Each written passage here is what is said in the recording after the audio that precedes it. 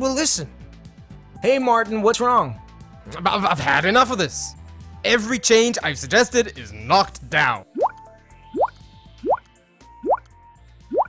It's impossible to change anything around here. And maybe your suggestions are no good? That's nonsense. You know why it happens. Everybody knows. It's because people resist change. Resist, resist, resist, resist. You are wrong. I don't resist change, and neither does the average Joe.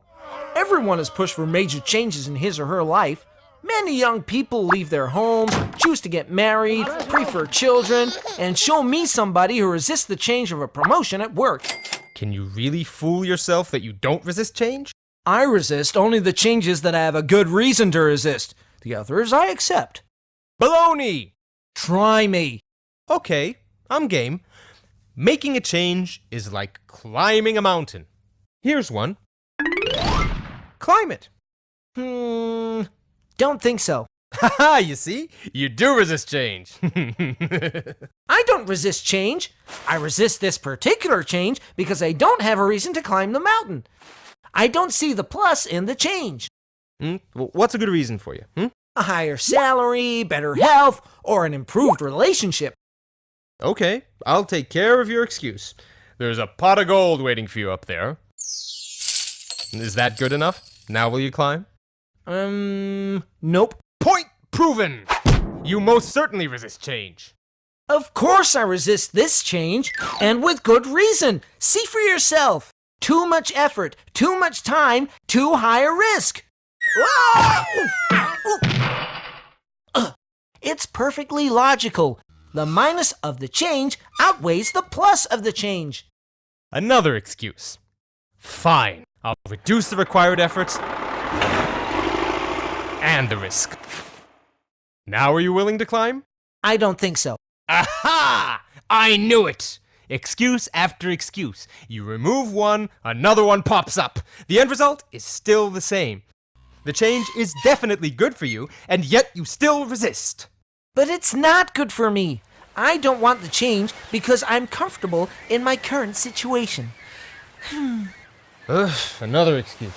Not at all. You look at it too narrowly. No wonder people reject your suggestions. What? I looked at both the plus and the minus sides of making the change. Yes, but you've ignored the pluses of not changing. I like my profession. I like the city I'm in. I like my style of living. I like my mermaid. But she cannot climb the mountain with me. You've just proved my point. Maybe you justified it logically, but at the end of the day, people will always resist change. They can simply declare that they have a mermaid, and there goes any chance of causing a change out the window.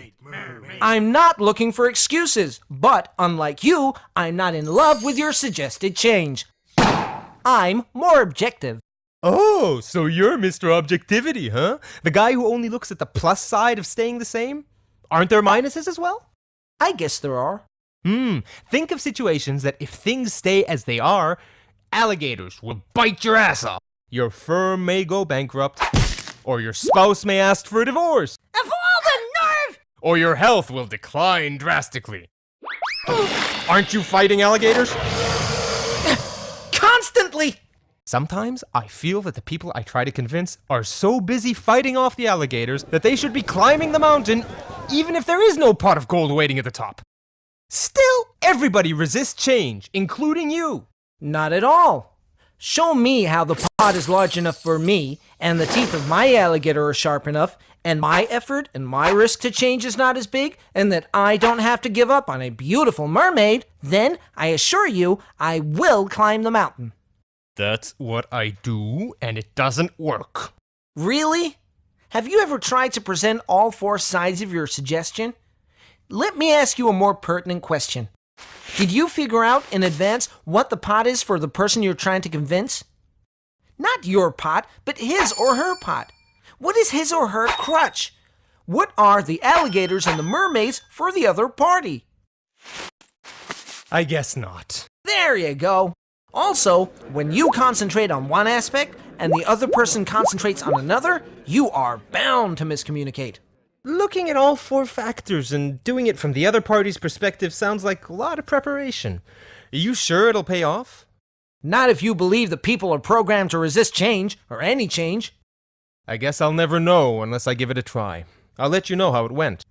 But Paul, I see how it might work for convincing an individual, but it won't work when trying to introduce a full-scale organizational change, with the collaboration of so many people is needed. Yes, it will, as long as you recognize that for different individuals, each of the four elements might be vastly different. A lot more work, but who said that changing an organization is easy? Ellie Goldratt, the person who wrote The Goal, shares his experience on how to change a whole organization in his new book, Isn't It Obvious?